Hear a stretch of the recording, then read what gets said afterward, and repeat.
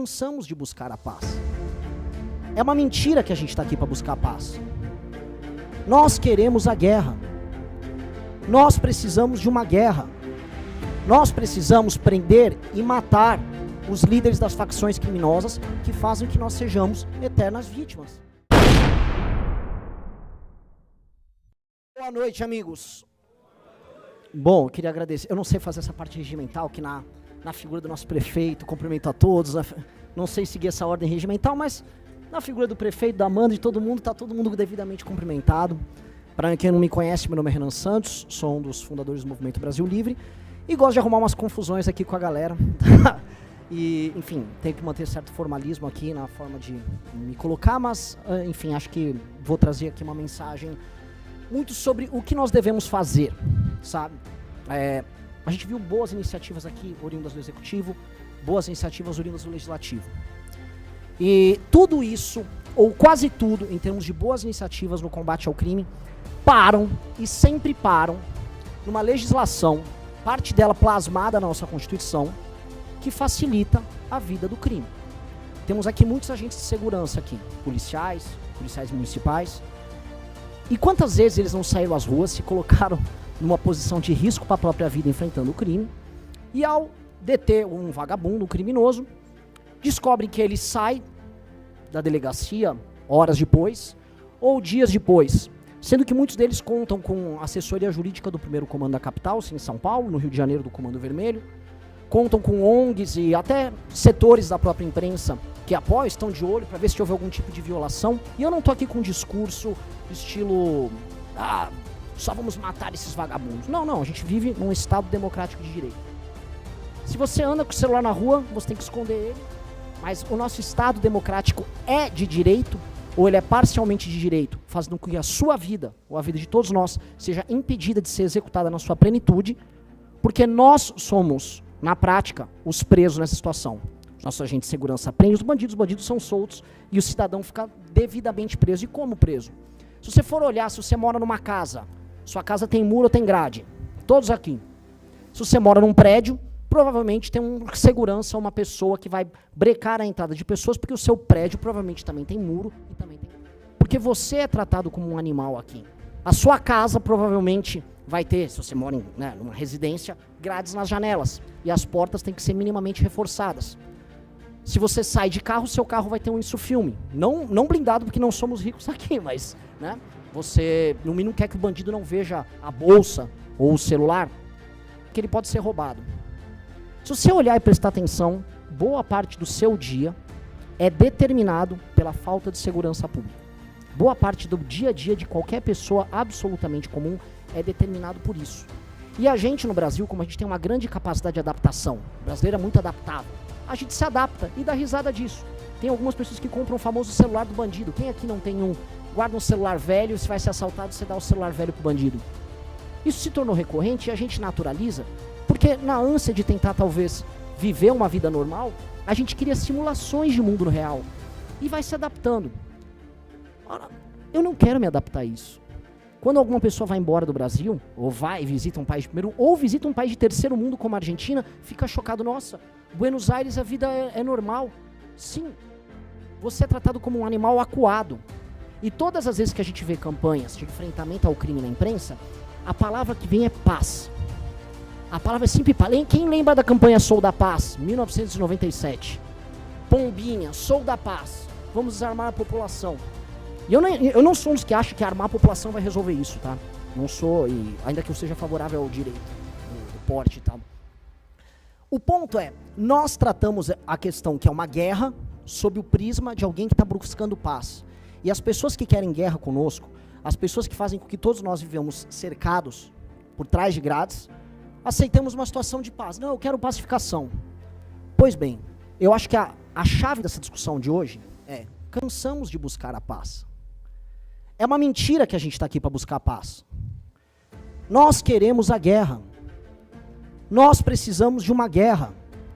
Nós precisamos prender e matar os líderes das facções criminosas que fazem que nós sejamos eternas vítimas. E às vezes falar isso soa absurdo. Eu peço desculpa para as autoridades por falar isso aqui. Mas nós precisamos prender e matar as lideranças do crime organizado.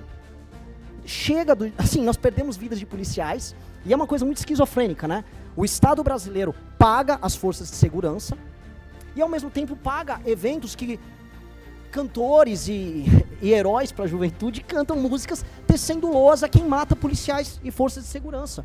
Eventos públicos. Isso acontece em todo o Brasil, e por isso os vereadores aqui presentes, que protocolaram pela Antiruan, sabem e estão presentes. Alguns rodaram o Brasil inteiro para estar presente aqui. Porque isso acontece o tempo todo.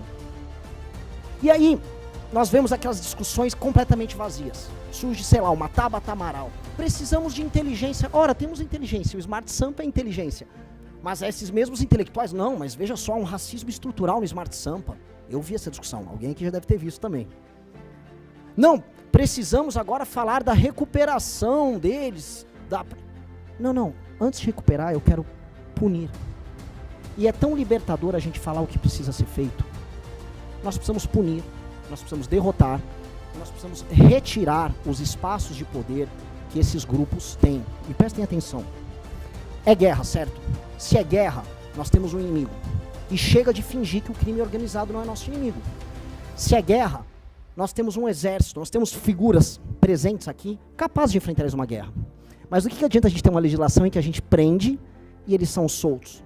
Mais do que soltos, a gente prende, eles formam uma ONG, vão para Brasília com essa ONG, se reúnem com ministros, se reúnem com deputados, fazem um lobby, produzem um filme, colocam um filme na Netflix, colocam os cantores para cantar para vocês e fazem o que vocês aceitem diariamente, que a sua situação é viver por trás de uma grade segurando um celular com medo de ser roubado, como aquele ciclista que foi tomar um tiro no meio da barriga por causa de 2 bandidos, eles próprios vinculados ao primeiro comando da capital. A gente não vai naturalizar isso, a gente tem que falar, é guerra. E é guerra, e da presidência da república, aos governos estaduais, aos governos municipais, a gente tem que parar de fingir que não é uma guerra. Porque os nossos adversários, os nossos inimigos, acham que é uma guerra. Eles se preparam para a guerra, eles têm armas, eles cantam, eles tecem loas às armas, ao arsenal que eles carregam.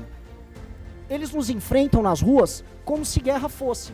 E nós vamos ficar aqui fazendo pombinho e fingindo que é Sou da Paz? Chega do Sou da Paz, eu não quero paz, eu quero uma guerra. Eu acho que todo mundo aqui, dos vereadores presentes, até as autoridades presentes que eventualmente, né, por questões, a gente sabe a perseguição que as autoridades sofrem ao defender o que precisa ser defendido. Todo mundo sabe que é isso. E aí a gente vai ver a DPF das favelas que estava lá rolando no STF, o STF se posicionando de uma maneira, no mínimo, curiosa sobre o enfrentamento ao Comando Vermelho que atua lá no Rio de Janeiro. E a gente fica pasmo, olhando, tomando medidas paliativas. Nós temos que ter um direcionamento e um caminho. Eu acho que esse caminho da frente, a Amanda está trazendo aqui inúmeras propostas, mas nós como cidadãos, nós como parte da sociedade civil, temos que ter um caminho. Aquele que não tem caminho não sabe para onde vai. Nós precisamos alterar as leis que estão na Constituição que impedem a gente de ter prisões muito duras. O bandido tem que ter muito medo. O cara tem que ter mais medo. O cara tem que ser dissuadido antes de cometer o crime. E ele tem que ter muito mais medo de sair à rua para cometer o crime do que você para andar com um celular velho. Um celular, uma porcaria de um celular, que você paga uma fortuna com impostos caríssimos, para ficar com medo de andar ali na rua, achando que você está ostentando, tendo a porcaria de um aparelho feito na China que ninguém liga, porque o mundo inteiro tem esse aparelho, e você acha que ele é um objeto de desejo, simplesmente que tem um cara, um criminoso, querendo tomar ele de você. E aí pedem para você ficar em paz, buscar a paz, falar como nós vamos recuperar. Eu não quero me preocupar em recuperar ninguém agora. Enquanto tiver alguém solto de uma facção, enquanto uma facção controlar 1 centímetro de território no Brasil, significa que nós estamos perdendo essa guerra.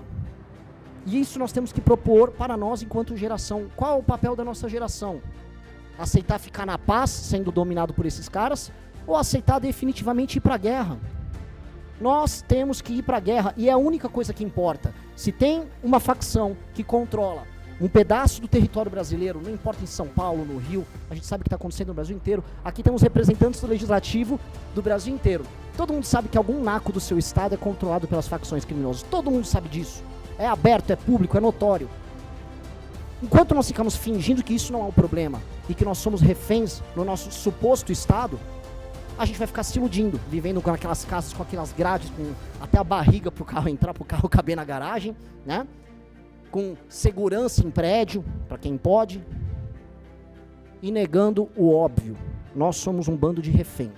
Eu prefiro ser um refém que luta para não ser escravo do que acordar e correr o risco, como a Amanda tá correndo, e declarar guerra a esses caras. Com eles ameaçando você, mandando mensagens de morte, afirmando que você tem que desistir, que vai te matar, que no caso dela por ser mulher, e as mulheres sempre, aliás, as mulheres que estão aqui presentes são muito corajosas, porque elas sempre sofrem ameaças muito mais duras do que nós homens, muito mais duras. E é isso. Ou a gente declara guerra como ela está declarando, ou a gente vai ficar na fingição. Eu não aguento mais fingir. A gente tá montando, eu não vou fazer propaganda de nada. A gente está montando um partido político cujo nome é Missão, simplesmente para isso. Se a gente conseguir cumprir, e se a minha geração, não importa aí sim, o partido político de todos vocês, a orientação política de todos vocês, tá? Ou as afiliações e as afeições político-partidárias de cada um. Se nós pudermos todos declarar guerra ao crime e fazer o óbvio e permitir que nossas polícias possam caçar, prender e, no caso, se houver resistência, levar a óbito quem causa o terror na nossa vida, nossa geração vai ser marcada como uma geração vencedora e não como uma geração que se acovardou e ficou escondida pregando paz num país que só quer a guerra. Muito obrigado a todos.